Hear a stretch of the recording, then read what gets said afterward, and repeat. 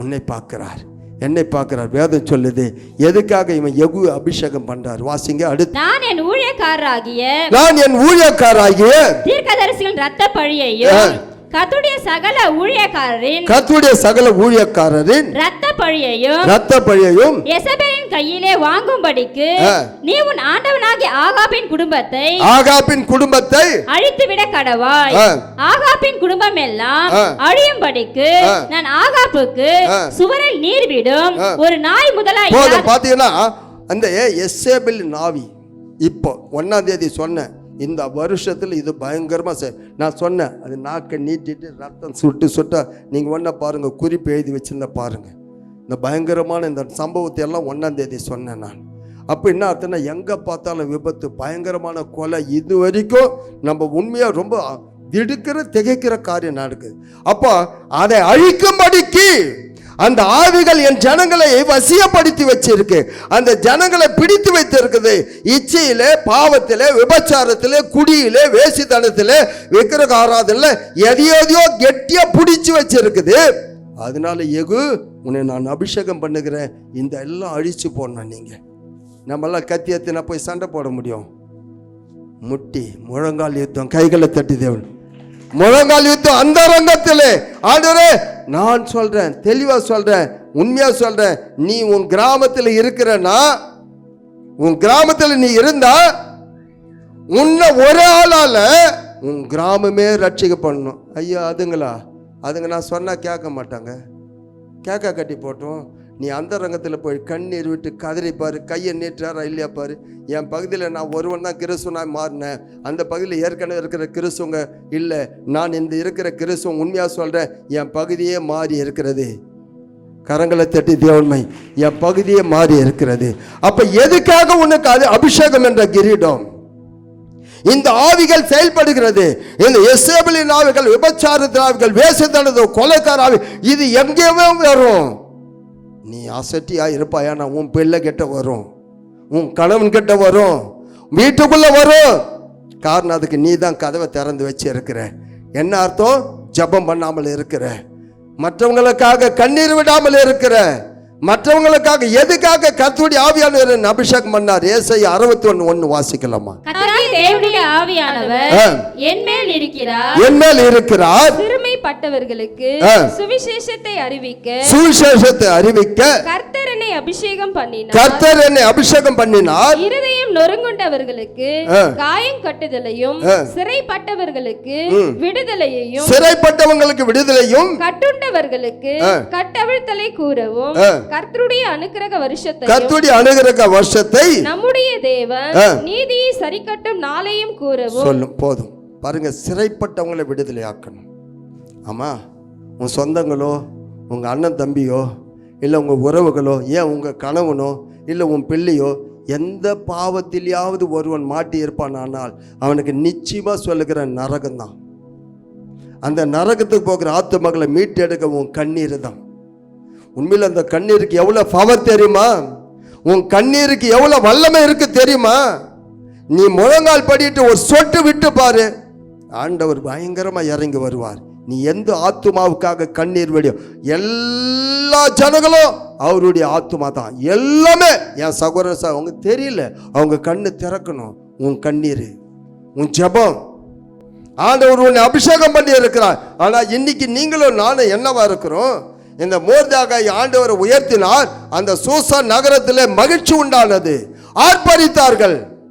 ஆனா அதே இடத்துல ஒரு துன்மார்கன் இருந்தா அந்த சூசான் நகரமே கலங்கினது. அப்போ துன்மார்கன் உன் பகுதியில் இருக்கிறானா? அக்கிரமக்காரன் இருக்கிறானா? அநியாயக்காரன் இருக்கிறானா? குடும்பங்களை அழிக்கிறவன் இருக்கிறானா? அவனுக்காக நீங்க போய் அவங்ககிட்ட நீ இயேசுவை ஏத்துக்குன்னு சொல்ல வேண்டிய அவசியமே கிடையாது. நீ ஆண்டவர் சமூகத்தில் அவனுக்காக ஒரு சொட்டு, ஆண்டவரே அந்த ஆத்துமா என்னுடைய ஆத்துமா, ஆண்டவரே நம்ம ஆத்துமா, ஆண்டவரே உங்க ஆத்துமா, ஆண்டவரே அந்த ஆத்துமா எப்படியாக தொடுங்க அப்படின்னு சொல்லும் போது கர்த்தர் தொடுவார், அவன் மாறுவான். கண்டிப்பா ஆண்டவர் மாற்றுவார். கர்த்தருடைய பிள்ளைகளை நீங்க பயப்பட வேண்டிய அவசியமே கிடையாது. வேதம் சொல்லி வாசிங்க. இப்ப ஏசாயா 62:3-4 படி. நீ கர்த்தருடைய கையில் அலங்காரமான கிரீடமும் உன் தேவனுடைய கரத்தில் ராஜ முடியுமாய் இருப்பாய். நீ இனி கைவிடப்பட்டவள் எண்ணப்படாமலும் உன் தேசம் இனி பாழான தேசம் எண்ணப்படாமலும் நீ எப்சிபா என்றும் உன் தேசம் பியூலா என்றும் சொல்லப்படும். ஆமென். அல்லேலூயா. இன்னைக்கு மோர்தேகாய்க்கு உடுத்தின வஸ்திரங்கள், அவனுக்கு சூட்டின முடி, ராஜ முடி எதுக்குன்னா யூத ஜனங்களை காப்பாற்ற. உங்களுக்கு இப்போ ஆண்டவர் கொடுக்க போற அந்த கிரீடம், இந்த அபிஷேகம் எதுக்குன்னா இந்தியா தேசமே தேவனுக்கு சொந்தமாக்க. நீ தான் எஸ்தர், நீ தான் மோர்தேகாய், நீ தான் எலியா, நீ தான் எலிசா, நீ தான் எரேமியா, நீ தான் அப்போஸ்தலர்கள். உங்களை கொண்டு தான் ஆண்டவர் பெரிய காரியங்களை செய்யணும். உங்களை ஆண்டவர் இன்னைக்கு அபிஷேகம் பண்ணி உங்க சிரசுல கிரீடத்தை வைக்க போறார். இங்க வேதத்துல எரேமியா புத்தகத்துல 51:20-21 நீ எனக்கு தண்டாயுதமும், நீ எனக்கு என்னவா இருக்கிற, என் கையில ஆண்டவர் கையில என்னவா இருக்கிற, தண்டாயுதமும் அஸ்தியாதுமானவன். நான் உன்னை கொண்டு ஜாதிகளை நொறுக்குவேன், உன்னை கொண்டு ராஜ்யங்களை அழிப்பேன். ஆமென். அல்லேலூயா. உன்னை கொண்டு நொறுக்குவார். பிசாசுனுடைய கிரியைகளை அழிப்பார். யேசேபலின் ஆவிகளை நிர்மூலமாக்குவார். உன் கிராமத்தை ஆக்கிரமிச்சு இருக்கு, உன் எல்லையில இருக்கிறது, உன் ஸ்தலத்தில் இருக்கிறது, உங்க வீட்டில் இருக்கிறது. நீ ஒருத்தி போதும், நீ ஒருவன் போதும், ஒரு மோர்தேகாய் போதும், ஒரு எஸ்தர் போதும். சேலஞ்ச். இன்னைக்கு ஆண்டவர் உங்க சிரசில் அபிஷேகம் என்ன கிரீடத்தை. ஏன்னா வேதம் சொல்லுது சங்கீதம் 28:8 அது உனக்கு பெரிய கேடகம், அது உனக்கு பாதுகாப்பு. வாசிங்க. கர்த்தர் அவனுடைய பலன், அவரே தான் அபிஷேகம் பண்ணினவனுக்கு அரணான அடைக்கலமானவர். அல்லேலூயா.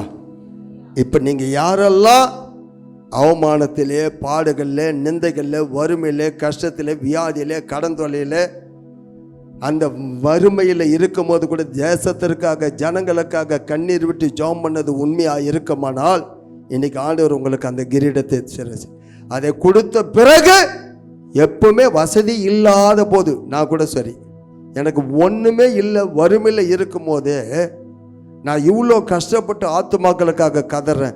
ஏக்கர் கணக்கில். நேற்று கூட மோகன் சின்னுடைய அந்த செய்தியை நான் கேட்டுட்டு இருந்தேன், அவருடைய சாட்சிகளை.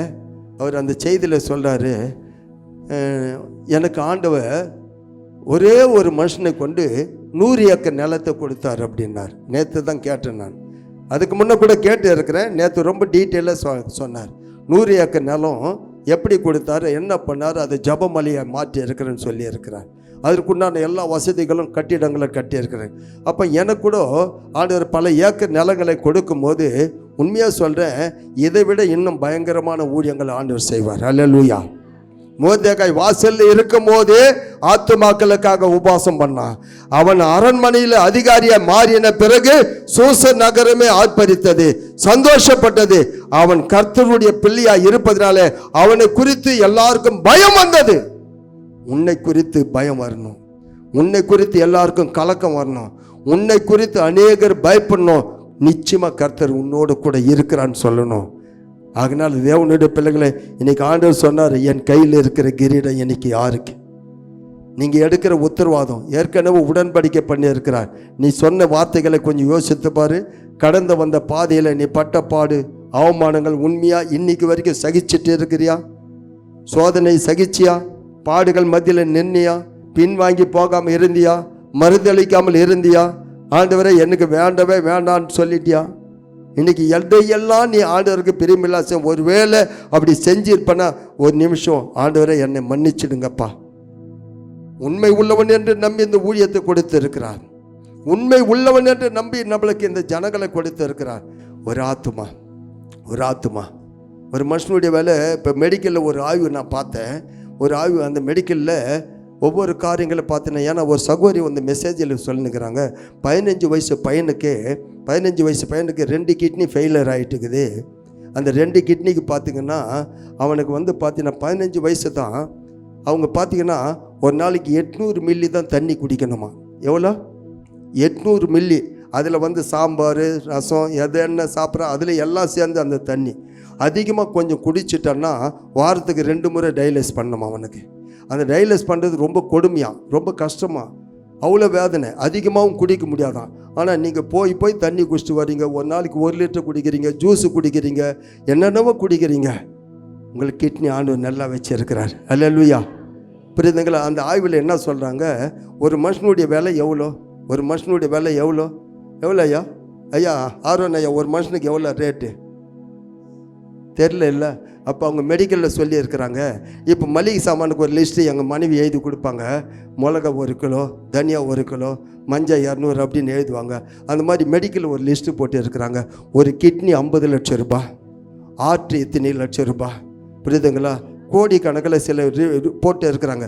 கல்லீரல், கணையம், புரியுதுங்களா, நுரையீரல், இப்படி ஒவ்வொன்றும் லிஸ்ட்டு போட்டு ஒரு மனுஷனுடைய உள்ளே இருக்கிற உறுப்பு இருக்குது. உறுப்பு நம்ம ஆட்டுக்கறி கடைக்கு போனோம், ஏதோ ஒரு கறி கடைக்கு போனால் எனக்கு தலை கொடுங்க, எனக்கு இதை கொடுங்க, எனக்கு நுரையீரல் கொடுங்க, எனக்கு மண்ணீரல் கொடுங்கன்ற இல்லை. அந்த மாதிரி நம்ம மண்ணீரல், நம்ம கணையம், இது எல்லாம் லிஸ்ட்டு போட்டு ஒரு மனுஷனுடைய அவங்க மெடிக்கலில் சொல்லி 431 கோடி ரூபாய் உள்ளே இருக்கிற உறுப்பு. அல்லேலூயா. எவ்வளோ? 431 கோடி. புரியுதா?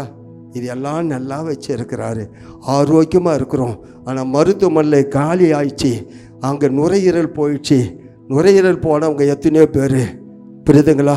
எத்தனையோ பேர் மண்ணீரல் போனவங்க, எத்தனையோ பேர் கிட்னி ஃபெயிலியர் ஆனவங்க, எத்தனையோ பேர் ஹார்ட் ப்ராப்ளம் உள்ளவங்க, எத்தனையோ பேர் கண்ணு தெரியாதவங்க, எத்தனையோ பேர் கை கால் வீழ்ந்து போனவங்க. ஆனால் இன்றைக்கி நல்லா இருக்கும் போதே நம்மளால் ஆத்துமாக்களுக்காக பாரம் இல்லையே. கொஞ்சம் யோசித்து பார்க்கணும். என் தேசத்தை கொஞ்சம் யோசித்து பார்க்கணும். அப்படியே தான் என் குடும்பம் மட்டும்தான் எனக்கு கண்ணுக்கு தெரியுது, வேறு எதுவுமே தெரியலன்னா உனக்கு வேஸ்ட்டு, உன் வாழ்க்கையில் வேஸ்ட்டு. ஏன்னு கேட்டேன்னா, இந்த நிலைமையிலையும், இந்த சூழ்நிலையிலும், இந்த வறுமையிலும், இந்த அவமானத்திலும் ஆண்டவருக்காக எதையோ ஒன்று செய்கிற பார்த்தியா, அதுக்காக தான் இன்னைக்கு கிரீடத்தை வைக்க போகிறார்.